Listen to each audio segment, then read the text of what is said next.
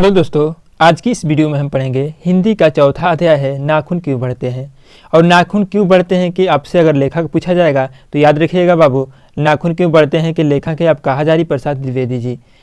उसके बाद है परीक्षा की दृष्टि से काफ़ी महत्वपूर्ण प्रश्न है ये, आप इस प्रश्न को अच्छे से देखिएगा। तो चलिए शुरू करते हैं। आपका पहला प्रश्न है कि नाखून क्यों बढ़ते हैं से गद्य की कौन सी विधा है।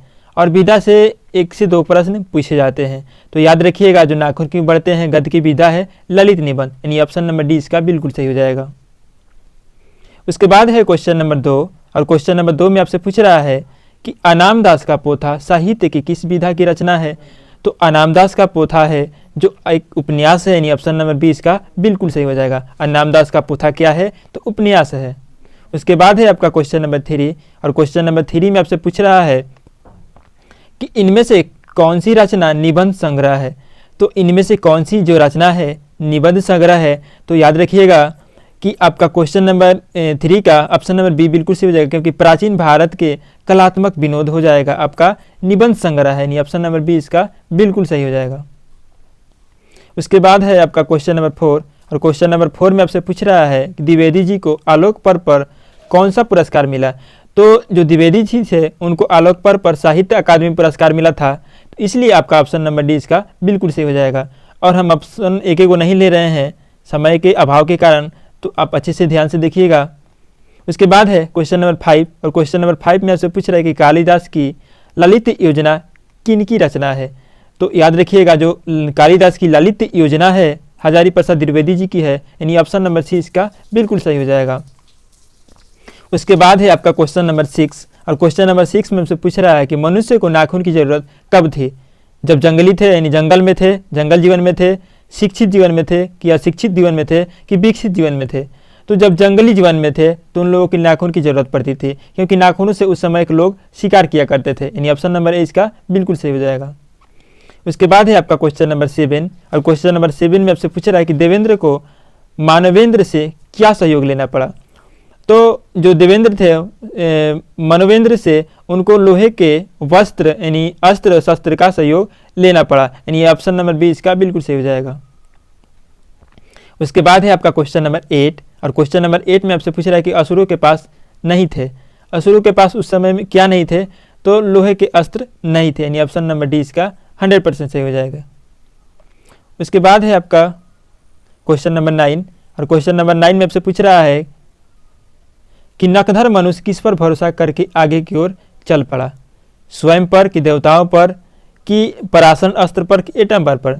तो जो नकधर मनुष्य है आज किस पर भरोसा कर रहा है, तो एटम बम पर, बड़े बड़े बमों पर क्या कर रहा है कि भरोसा कर रहा है, यानी ऑप्शन नंबर डी इसका 100% सही हो जाएगा।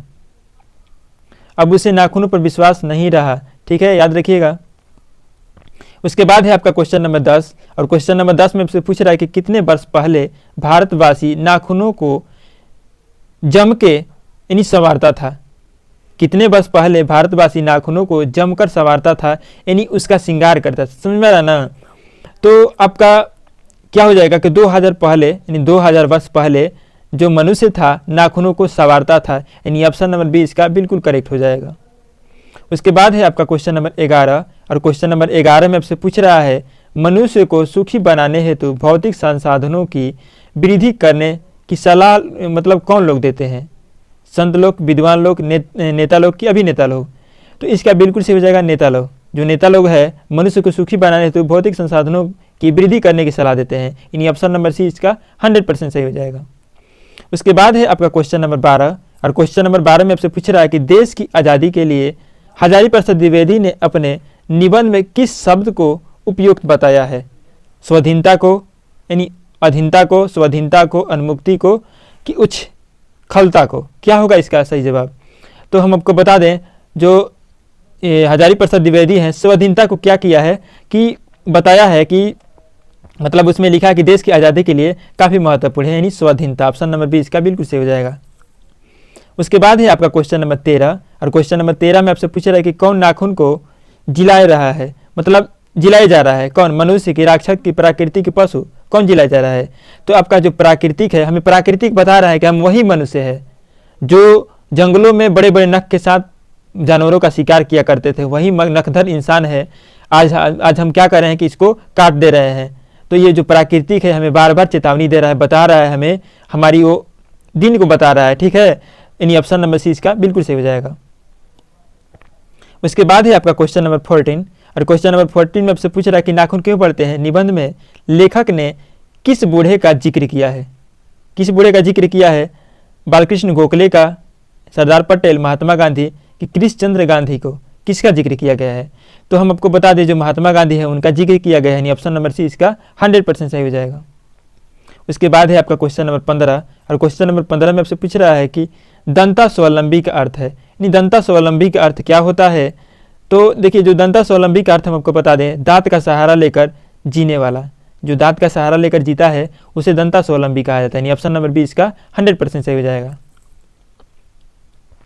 उसके बाद है क्वेश्चन नंबर 16, और क्वेश्चन नंबर 16 में आपसे पूछ रहा है कि संवेदना का उपयुक्त अर्थ है। तो देखिए बाबू, संवेदना का अर्थ हम आपको बता दें, दूसरे के दुख को महसूस करना संवेदना का अर्थ होता है, यानी ऑप्शन नंबर बी इसका बिल्कुल सही हो जाएगा। उसके बाद है क्वेश्चन नंबर 17, और क्वेश्चन नंबर 17 में आपसे पूछ रहा है कि गौतम ने कहा था कि मनुष्य की मनुष्यता है। तो देखिए जो गौतम बुद्ध कहते हैं कि मनुष्य की मनुष्यता क्या है कि सभी के दुख सुख को सहानुभूति के साथ देना। मतलब क्या होता है कि उसके दुख हो या सुख हो, सहानुभूति के साथ साथ देना क्या होता है कि गौतम कहते हैं, यानी ऑप्शन नंबर ए इसका 100% सही हो जाएगा। उसके बाद है क्वेश्चन नंबर आपका 18, और क्वेश्चन नंबर 18 में आपसे पूछ रहा है कि नाखून क्यों पड़ते हैं। निबंध में निबंधकार का कौन सा दृष्टिकोण प्रकट होता है? पशुता का, कि मानववादी का, कि देववादी का, या कि दानववादी का? नहीं, पशुवादी, सॉरी यहाँ पर पशुवादी होगा। पशुवादी का, कि मानववादी का, देववादी का, या कि दानववादी का? तो इसकी बिल्कुल सही आंसर की बात करें हम आपसे तो देखिए क्या होगा कि मानववादी का हो जाएगा, क्योंकि जो नाखून क्यों बढ़ते हैं, निबंध में निबंधकार जी कहते हैं कि कौन सा दृष्टिकोण प्रकट होता है, यानी मानववादी का, ऑप्शन नंबर बी, क्योंकि इसमें मानवों के बारे में बताया जा रहा है। कहा जा रहा है कि वही इंसान है जो आज नाखूनों को क्या कर रहा है कि काटे जा रहा है, और बता रहा है कि हम अब नाखून नहीं चाहते हैं, लेकिन हमें प्राकृतिक बार बार इलाज दिला रही है कि हम वही इंसान है जो हमें पहले नाखूनों की ज़रूरत है, यानी ऑप्शन नंबर बी इसका बिल्कुल सही हो जाएगा। उसके बाद है आपका क्वेश्चन नंबर 19, और क्वेश्चन नंबर 19 में आपसे पूछ रहा है कि नाखून क्यों बढ़ते हैं। निबंध नई पीढ़ी में कौन सा भाव जगाता है? तो नई पीढ़ी में किस तरह का भाव जगाता है? तो सांस्कृतिक आत्मगौरव का, यानी ऑप्शन नंबर ए इसका बिल्कुल सही हो जाएगा। उसके बाद है आपका क्वेश्चन नंबर 20, और क्वेश्चन नंबर 20 में आपसे पूछ रहा है कि हिंदी साहित्य का आदि काल के रचनाकारक हैं। तो देखिए जो हिंदी साहित्य के आदिकाल के रचनाकारक हम आपको बता दें तो वहीं आचार्य हजारी प्रसाद द्विवेदी जी है, यानी ऑप्शन नंबर बी इसका 100% सही हो जाएगा। आचार्य हजारी प्रसाद द्विवेदी, इनका पूरा नाम ही है, ठीक है, तो याद रखिएगा। उसके बाद है आपका क्वेश्चन नंबर 21, और क्वेश्चन नंबर 21 में उससे पूछ रहा है कि नाखून क्यों बढ़ते हैं, कि निबंधकार कौन है। तो देखिए नाखून क्यों बढ़ते हैं कि निबंधकार हम आपको बता दें तो आचार्य हजारी प्रसाद द्विवेदी जी है, यानी ऑप्शन नंबर डी इसका बिल्कुल सही हो जाएगा। उसके बाद है क्वेश्चन नंबर 22, और क्वेश्चन नंबर 22 में उससे पूछ रहा है कि उत्स का अर्थ है। तो देखिए बाबू उत्स का अर्थ हम आपको बता दें तो स्रोत उत्तर होता है, यानी ऑप्शन नंबर डी इसका 100% सही हो जाएगा। उसके बाद है क्वेश्चन नंबर 23, और क्वेश्चन नंबर 23 में से पूछ रहे कि आचार्य हजारी प्रसाद द्विवेदी ने साहित्य की किस विधा में लेखन नहीं किया है। मतलब कहने का मतलब ये है, ये क्वेश्चन आपको पूछना चाह रहा है कि जो आचार्य प्रसाद द्विवेदी है साहित्य के किस विधा में उन्होंने लेखनी नहीं किया, किस में नहीं लिखा है। निबंध देखिए तो उनका जो हजारी प्रसाद द्विवेदी का है नाखून क्यों बढ़ते हैं, ललित निबंध है, तो ये तो ऐसा ही नहीं होगा क्योंकि इसमें लिखे हैं उन्होंने। उसके बाद है उपन्यास, अनामदास का पोथा एक उपन्यास है, ये तो भी ऐसे ही नहीं होगा क्योंकि उपन्यास उन्होंने लिखा है। हमसे पूछा जा रहा है कि नहीं, तो अगर बिल्कुल सही आंसर की बात कर दें तो कहानी, वो कहानी नहीं लिखते थे, यानी ऑप्शन नंबर सी इसका 100% सही हो जाएगा। उसके बाद है आपका क्वेश्चन नंबर 24, और क्वेश्चन नंबर 24 में से पूछ रहा है कि कौन सी रचना हजारी प्रसाद द्विवेदी की नहीं है। अशोक के फूल की, मिट्टी के मूर्ति की, वाणभर की आत्मकथा होगा कि हिंदी साहित्य की आदिकाल, क्या होगा इसका सही जवाब। तो हम आपको बता दें माटी के मूर्ति जो है इनकी कृति नहीं है, यानी ऑप्शन नंबर बी इसका 100% सही हो जाएगा। उसके बाद है आपका क्वेश्चन नंबर 25, और क्वेश्चन नंबर 25 में आपसे पूछ रहा है कि द्विवेदी जी ने निर्जल अपराधी किसे कहा है। वही नाखून को कहते हैं कि ये बार बार बढ़ जा रहा है, ये निर्जल अपराधी है, इसको कितना भी काट दो ये जाने वाला नहीं है, यानी ऑप्शन नंबर ए इसका बिल्कुल सही हो जाएगा, नाखून। उसके बाद है आपका क्वेश्चन नंबर 26, और क्वेश्चन नंबर 26 में से पूछ रहा है कि कामसूत्र किसकी रचना है। तो देखिए जो कामसूत्र है ये वात्स्यायन की रचना है, ठीक है, याद रखिएगा कामसूत्र वात्स्यायन की रचना है, ऑप्शन नंबर सी इसका बिल्कुल सही हो जाएगा। उसके बाद है क्वेश्चन नंबर 27, और क्वेश्चन नंबर 27 में से पूछ रहा है कि सिकथ का अर्थ होता है। तो कि सिकथ का हम आपको सिकथ का अर्थ बता दें तो आपका अगर ऑप्शन के अकॉर्डिंग बात किया जाए साबुन, महावर, दर्पण, मोम, तो सही आंसर आपका मोम हो जाएगा। सिकथक का अर्थ होता है मोम, यानी ऑप्शन नंबर डी इसका 100% सही हो जाएगा। उसके बाद है आपका क्वेश्चन नंबर 28, और क्वेश्चन नंबर 28 में पूछ रहा है कि महाभारत क्या है, उपन्यास है, कहानी है कि शास्त्र है कि पुराण है, क्या होगा। तो देखिए जो महाभारत है विश्व का सबसे बड़ा महाकाव्य है और पुराण है एक, यानी ऑप्शन नंबर डी इसका 100% सही हो जाएगा। उसके बाद है आपका क्वेश्चन नंबर 29, और क्वेश्चन नंबर 29 में से पूछ रहा है कि किस देश के लोग, ठीक है, किस देश के लोग बड़े बड़े नख रखना पसंद करते थे, मतलब कौन सा देश के लोग जो बड़ा बड़ा नोह रखना पसंद करते हैं। तो जो गौड़ देश के लोग थे वो बड़ा नोख रखना पसंद करते हैं। और पूछता है एक और क्वेश्चन कि किस देश के लोग छोटा नख रखना पसंद करते हैं। तो जो दक्षिणार्थ के लोग थे वो छोटे नख पसंद करते हैं, अब बड़ा बड़ा पूछेगा तो गौड़ देश के, यानी ऑप्शन नंबर ए इसका 100% सही हो जाएगा।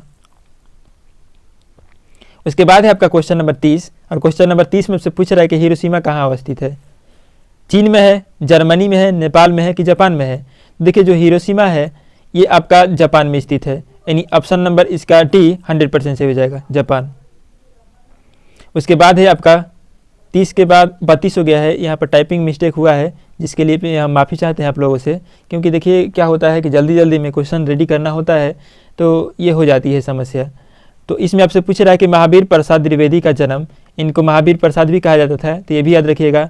इनका जन्म कब, आचार्य भी कहा जाता है, इनका जन्म कब होता है, तो इनका जन्म आपका 1907 ईस्वी में हुआ था। और कहाँ पर हुआ था आप कमेंट करके हमें बताइएगा कि इनका जन्म किस जगह पर हुआ था, यानी ऑप्शन नंबर 20 का 100% सही हो जाएगा। अगर जन्म पूछेगा कि कब हुआ था तो 1907 ईस्वी में हुआ था। और आप लोगों का होमवर्क है कि कहाँ पर हुआ था ये बताइएगा। देखिए आ भी गया बाबू, तो आप इसमें देखकर भी क्या करिएगा कि लिख लीजिएगा, क्योंकि क्या होता है कि आप अगर कमेंट कीजिएगा तो आपको याद रखने की एबिलिटी हो जाती है, क्षमता आ जाता है कि याद रख सके, इसलिए आप कमेंट करते रहिएगा। महाराज यानी महावीर प्रसाद द्विवेदी जी का जन्म कहाँ हुआ था, तो देखिए इनका जन्म हम आपको बता दें, इनका जन्म बलिया उत्तर प्रदेश में हुआ था, यानी ऑप्शन नंबर सी इसका बिल्कुल सही हो जाएगा। कब हुआ था तो 1907 में बलिया उत्तर प्रदेश में हुआ था। उसके बाद है आपका क्वेश्चन नंबर 34, और क्वेश्चन नंबर 34 में आपसे पूछ रहा है कि कौन मनुष्य का आदर्श नहीं बन सकती। देखिए जो बंदरिया है मनुष्य की आदर्श कभी नहीं बन सकती, यानी ऑप्शन नंबर 20 का 100% सही हो जाएगा। उसके बाद है आपका क्वेश्चन नंबर 35, और क्वेश्चन नंबर 35 में मुझसे पूछ रहा है देवताओं का राजा, मतलब देवताओं का राजा से किन्हें संबोधित किया जाता है, देवताओं का राजा किसे कहा जाता है, तो देवताओं का राजा इंद्र को कहा जाता है, यानी ऑप्शन नंबर सी इसका बिल्कुल सही हो जाएगा। उसके बाद है आपका क्वेश्चन नंबर 36, और क्वेश्चन नंबर 36 में आपसे पूछ रहा है कि नख किसका प्रतीक है, मानवता का, पशुता का, कि ये भी दोनों का। तो देखिए हम आपको बता दें जो नख है पशुता का निशानी है, ये बताता है कि आप वही पशु है जो कुछ समय पहले क्या करते थे कि नख से ही आप शिकार करते थे, उसी से आप मांस खाते थे, यानी ऑप्शन नंबर 20 का 100% सही हो जाएगा। नख याद रखिएगा किसका प्रतीक है, पशुता का। उसके बाद है आपका क्वेश्चन नंबर 37, और क्वेश्चन नंबर 37 में पूछ रहा है कि पृथ्वी राजरासो किनका संपादन है। जो पृथ्वी राजरासो है किनका संपादन है, तो हजारी प्रसाद द्विवेदी, यानी ऑप्शन नंबर ए इसका बिल्कुल सही हो जाएगा, हजारी प्रसाद द्विवेदी। उसके बाद है आपका क्वेश्चन नंबर 38, और क्वेश्चन नंबर 38 में उससे पूछ रहा है कि अशोक के फूल किन की रचना है। तो देखिए जो अशोक के फूल है आपका हजारी प्रसाद द्विवेदी जी का है रचना, यानी ऑप्शन नंबर सी इसका 100% सही हो जाएगा।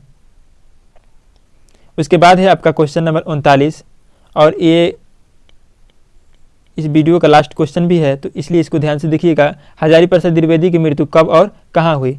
देखिए बाबू हजारी प्रसाद द्विवेदी की मृत्यु हुई थी दिल्ली में 1979 ईस्वी में, 1979 ईस्वी में दिल्ली में हुआ था, यानी ऑप्शन नंबर ए इसका बिल्कुल सही हो जाएगा।